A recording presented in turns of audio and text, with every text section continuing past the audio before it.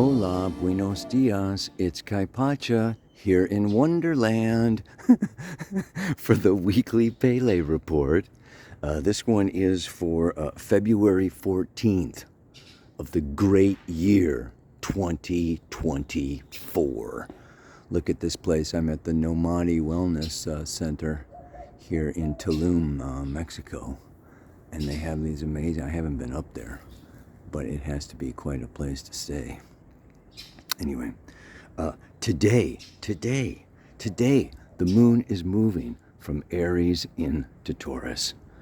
And by Friday, she will move into Gemini, and Sunday, move into Cancer.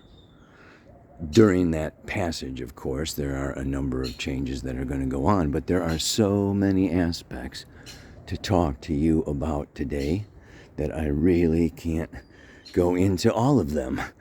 Basically, the big thing that's happening, of course, we're just completing Mars conjunct Pluto, right? That's been big. It is leaving us today in some parts of the world, but Venus is approaching. On Friday, Venus enters Aquarius, and she has her visit in the underworld with Pluto, an exact conjunction on Saturday.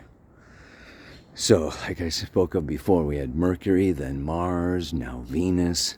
It's just one visit to the underworld after another now, isn't it? Yes, indeed. In addition to that, Mercury. Mercury is still moving along right through the middle of Aquarius, and is going to show up in square to Uranus. That is on Friday. And there's a sextile too, and this is what I really want to talk to you a lot about today. What the chart is for, what the Sabian symbol is I'm going to read, is Chiron conjunct the North Node. So Mercury is squaring the moon's nodes, not just Chiron. Yeah? And this is very powerful. It's actually going on. They're at the same degree, of plus 16 degrees from February 12th to February 25th. That's like 2 weeks at the same degree. And if you give it an orb of a couple of degrees, we're talking at least a month of Chiron, visiting the north node of the moon, the dragon's head. So I want to talk to you a little bit about that. In addition, besides that, I want to show you this guy because he's, speaking of the moon in Taurus, check this guy out. Yeah. Very interesting, wouldn't you say? Oh my word. But let's get out to the beach here. What else is happening? If you know anything about astrology, the sun is going into Pisces. Hallelujah. On Sunday, the sun goes into Pisces. I want to just give you a little shot here of, I don't think I can get him in one frame. Maybe from the beach. But we have our man, and this is not Burning Man. They're not going to burn him down, but he is looking out over the waters. Oh, yeah. Oh, baby, baby, baby. So, speaking of Pisces, we've got some water here. I don't know where I'm going to find a place with no people, but I will try. Our square moon, the moon, like I said, is into Taurus and is exactly square the sun on Friday at 27 degrees Taurus, 26 minutes. And I found an unbelievable coincidence between the Sabian symbol of Chiron conjunct the North Node and the moon squaring the sun in Taurus. So I'm going to be reading you both of them today. I think I'll go down there because it's there's a reserve down there and there's not supposed to be any people. But let me find a place, look at the camera, and talk to you all about it. Okay, I'm going to try to pull this off. It's like doing a Pele report in a windstorm. A little hard to concentrate, but let's give it a shot. What is happening? I gotta say, I'm in touch with, numerous people, and life is going pretty topsy-turvy now, isn't it? Aquarius, ruled by Uranus, the planet of the unexpected. Oh my word. So, what is this unexpected all about? We know in astrology there are no accidents.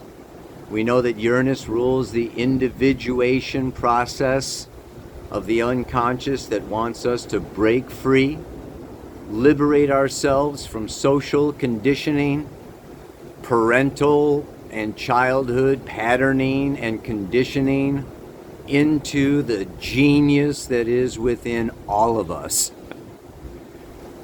Pluto moving into Aquarius for the next 20 years is really bringing in so many surprises, unprecedented, unexpected situations, conditions, and a lot of these with Pluto include loss. And we have to really understand the nature of Pluto, Scorpio, the 8th house of death, sex, regeneration, great mystery, and the easiest story, of course, with Venus is Inanna, the descent of Inanna into the underworld, where no one is even supposed to return from. But she was a pretty gutsy, she started out as a very brash, youthful, beautiful maiden, the goddess of love and beauty. And when she descended through the 7 gates, which have to do with 7 full moons, by the way, as part of the Venus synodic cycle. But she descends through each one of these gates, and first the crown chakra, and then, right, she loses, her necklace, the throat, and it goes down, down, down until she is naked. She enters this underworld. Her sister Ereshkigal is there, and she hangs her on a meat hook. This is entering the void, entering the emptiness, losing all of her material fashions, all of her clothing, every mask or anything she's brought down into her bare essential self. And when Pluto aspects your natal Venus, it takes 3 years. When Pluto goes through your 2nd house, ruled by Taurus, or the 7th house, ruled by Libra, it takes 20 years for this process. So what we want to do is consider ourselves fortunate that this is happening. It's a few days going in, and then it's an ascent. And she does ascend. It's a long story. I'm not going to give you the whole story, but, with the aid of, other beings that come down and kind of trick Ereshkigal, okay, into giving back Inanna's freedom. She returns back through the 7 gates, receives back everything that she had lost, only she returns as not just the goddess of love and beauty, but the Queen of Heaven. The Queen of Heaven, matured, wizened, and having gone through that process of emptiness, of facing her naked, bare self as it is, returns with a new sense of self, a new identity, and then goes forward back into heaven, straightens out her relationship with Demutzi, and, carries on with the, whatever the Queen of Heaven does. But it is not comfortable. It is not easy. And it is very scary. It's facing the shadow, the darkness, everything that was hidden, that was buried, that was secret, needs to be exposed. This is a time now. Happy Valentine's Day. Yeah, and we know that, it is through partnership and relationship that other people make us aware of our projections. They make us aware of our shadows. They make us aware of what we are not conscious of. And so it's really something also in the sign of Aquarius, which is about liberation from the known, from the familiar, from the conventional, into this individuated, enlightened state of being. So now we have had Mercury descend into the underworld. Our old ideas about things, our old attitudes about life, our old, ways of moving forward. Went through it a couple weeks ago. Mars last week, okay? Our will force, that masculine energy that wants to just, be in charge, take control, conquer, own, assert itself. It went through this stripping down and stripping away. And then it has been born again last week. Now it's Venus, our feminine nature, our receptive nature. And it's just so phenomenal to check out these Sabian symbols and how uncannily they relate to this entire situation. I think I'll read at least one of them here. I want to read the moon. Yes, the moon square the sun. I said it was at 27 degrees, 26 minutes of Taurus. Let's remember that the moon is waxing now. She's growing. Our feelings are emerging out of subconscious, unconscious impulsiveness and moving towards, this full moon of illumination is going to be happening in Virgo, the Virgin. Yes? And that is next week. More on that next week. But right now, what do we have as that symbol? Well, that symbol for the moon is a woman. Past her change of life, experiences a new love. It is our capacity to rise in consciousness and feelings above biological limitations. After having stated the youthful and the aged approach of the human individual to the use of what our culture has brought to us, the symbolism stresses our capacity to rise above the limitations which both biological nature and the normal social pattern of behavior have tried to impose on us. As in many of the preceding symbols, a woman is pictured. Because at this early stage, Taurus is early on in the zodiac, it's the second sign of the zodiac, right? Of the cyclic process, the individual consciousness still has a receptive or feminine polarity, as was indicated in the very first symbol of Aries.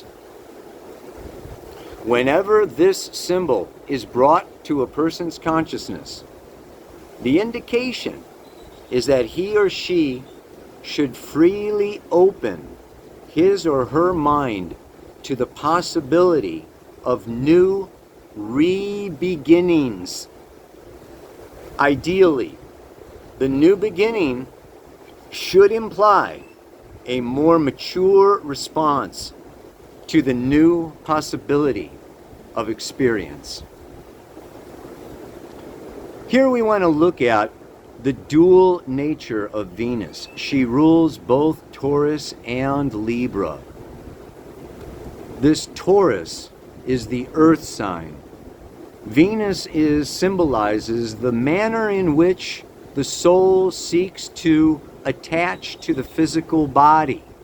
Look at your sign in your natal birth chart of Venus.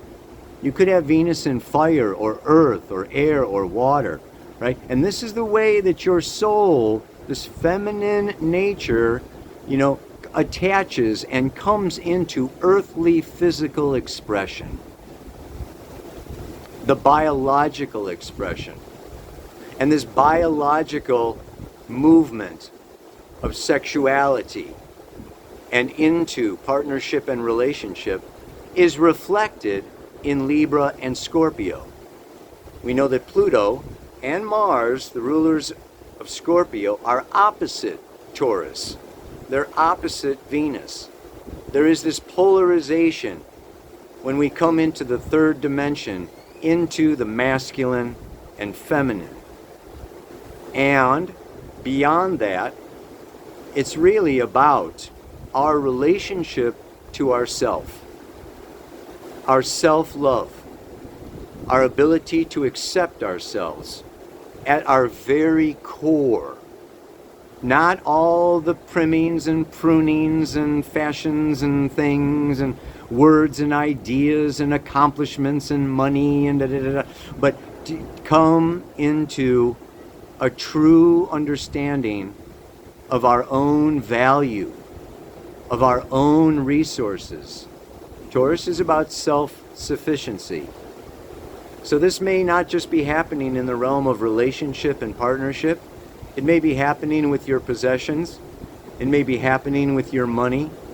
This is a stripping away of our old ways of attaining recognition, of attaining compliments and, kudos and, compensation for all that we give and offer to the world.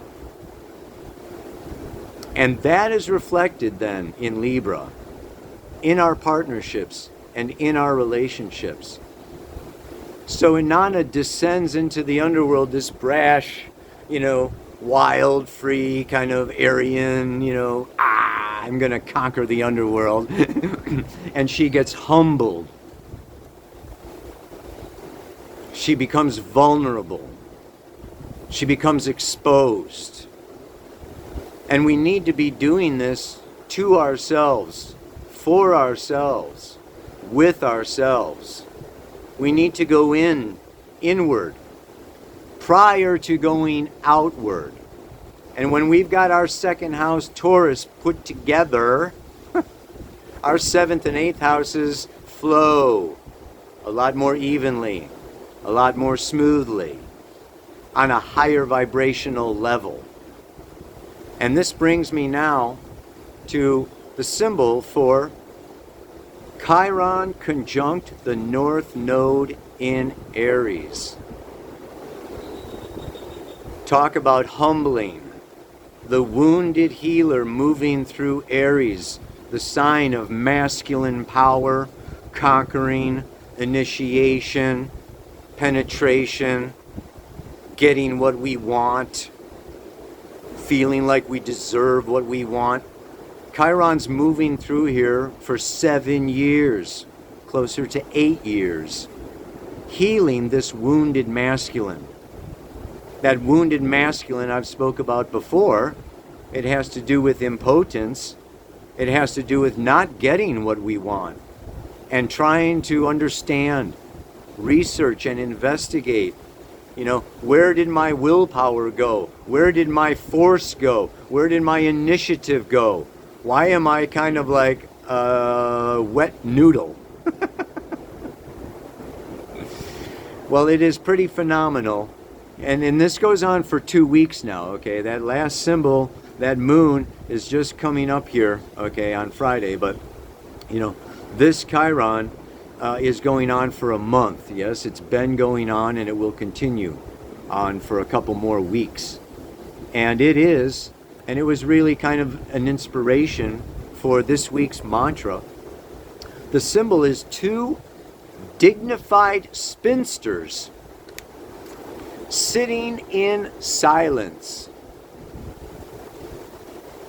The ability to transform a natural lack of potency into poise and inner serenity. Here we have a symbol which contrasts with the preceding one. In our culture, the spinster represents the woman who has been unable to meet or accept the vitalizing power of love and organic fulfillment through biological polarization. Yet the symbol depicts 2 women. Yeah. Because this dualism has a narcissistic character. Life has turned inward, seeing itself in a self-creating mirror. We have here the result of a negative inward approach to potency. The ascetic or saint also turns inward, but she accepts a non-biological type of polarization, themselves and God. Just as the activity of nature has a compulsive character, so the resistance of the spinster to biological fulfillment is also compulsive. This symbol refers to the value of a dignified inward withdrawal. What are we talking? I mean, is this not amazing? All right, this is the symbol for Aries, the north node of the moon, which goes around every 18 and a half years, slowly moving through Aries. So this is our time to focus in, to be narcissistic, to really, check out our strength, our assets, our resources. Who am I? And redefine our identity.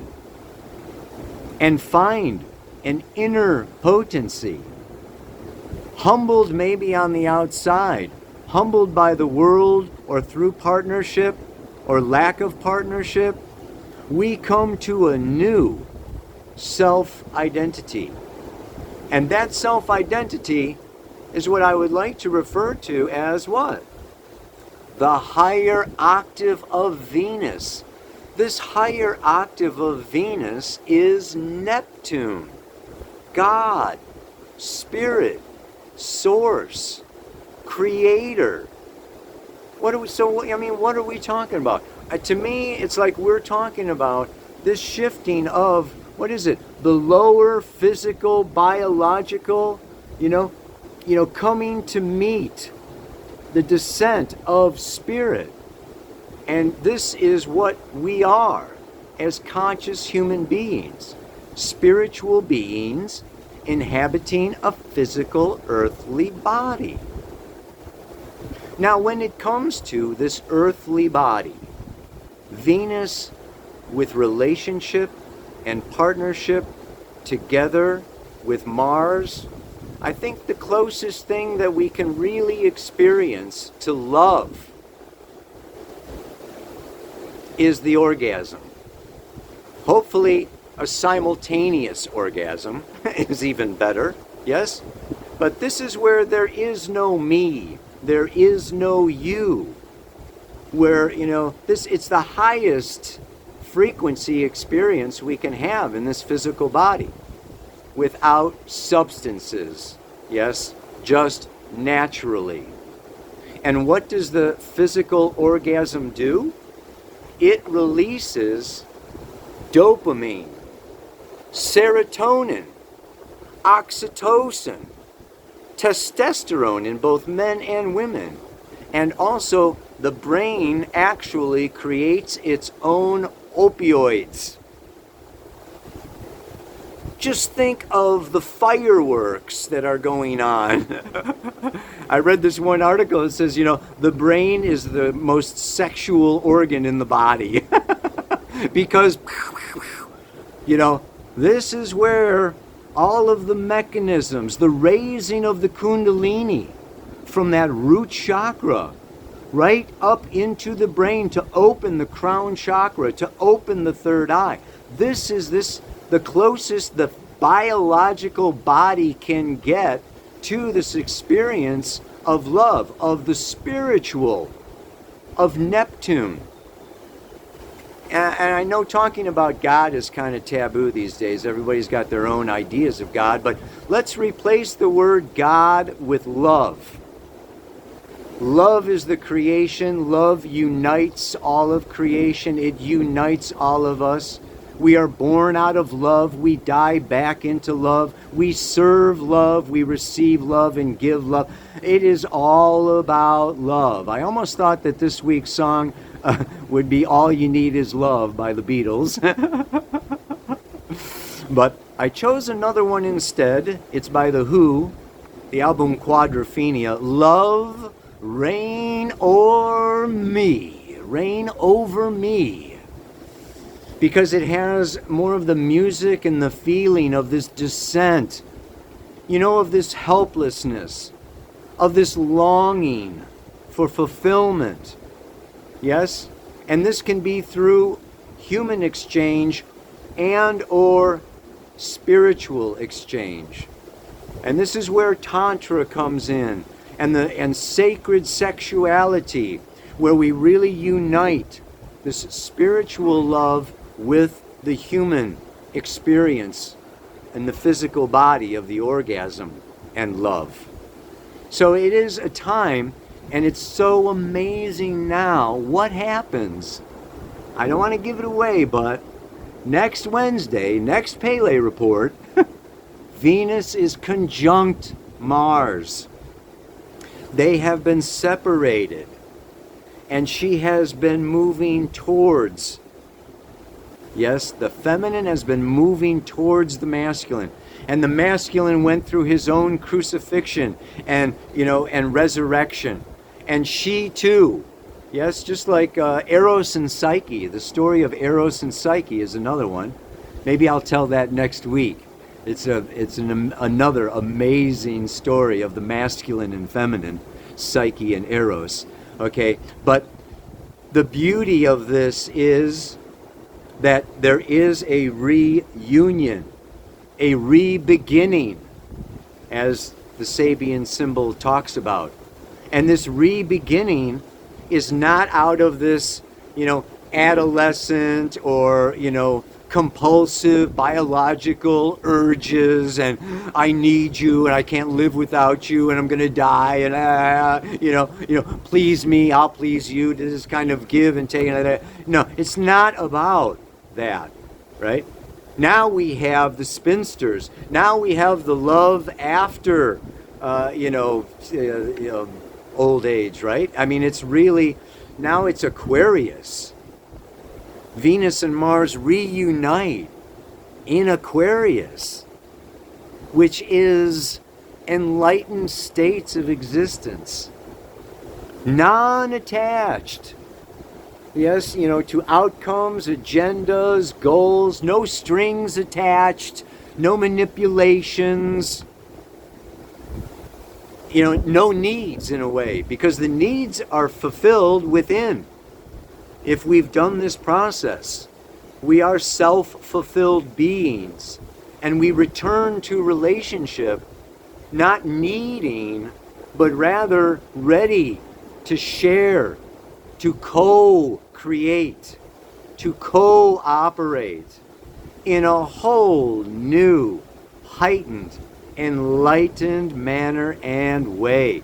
So we may be, and you may be experiencing, these last couple of weeks, and, even now, where things are just like, oh my goodness, how much more could I lose, or how much more wrong could things be, or whatever, Not that this is true for everyone, not everyone is on the path, not everyone is in, the spiritual stage, or the, I'm here at a resort where everybody seems to be having a pretty darn good time.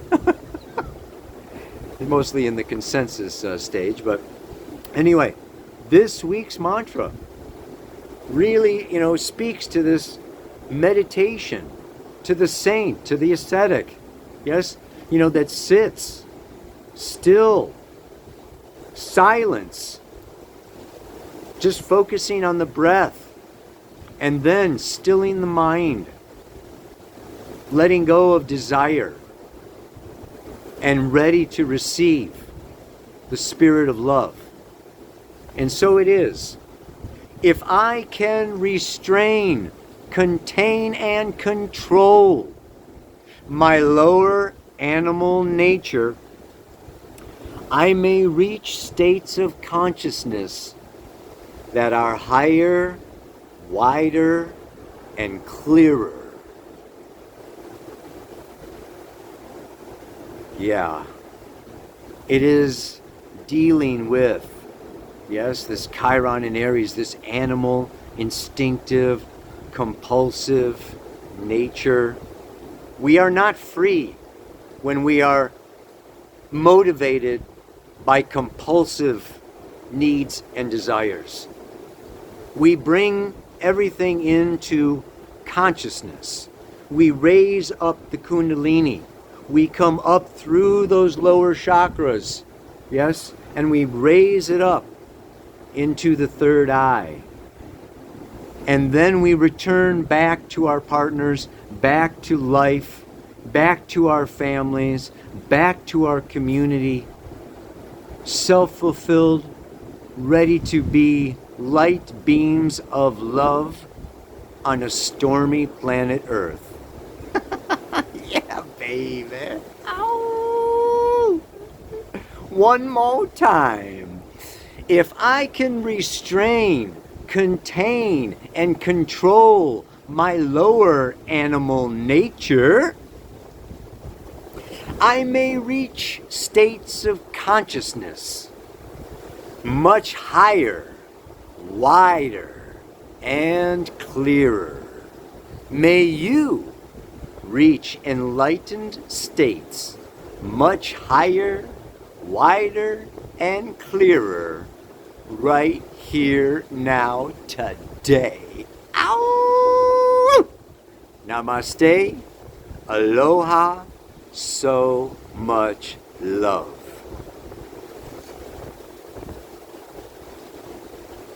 Oh, I forgot about Momo. I'm going to put her at the beginning, and then there's a little thing of her running through the park. It was a miracle. My daughter just said it was a miracle. After 3 days of urinating blood, going to the vet, they're not figuring out what it was, okay, but it was most probably rat poison. They couldn't believe that she walked out of the vet's on a leash, just as old Momo always was. Oh my God. Talk about a death and a rebirth. Mars and Venus die and are reborn, and Momo died and came back to us. So, yeah, baby. There is light at the end of the tunnel. There is new life at the end of the birth canal. So go through the squeeze. Let go of the old you, the old expectations, hopes, wishes, desires, and pray. Meditate. Long to receive everything from Spirit, and it shall manifest. All right.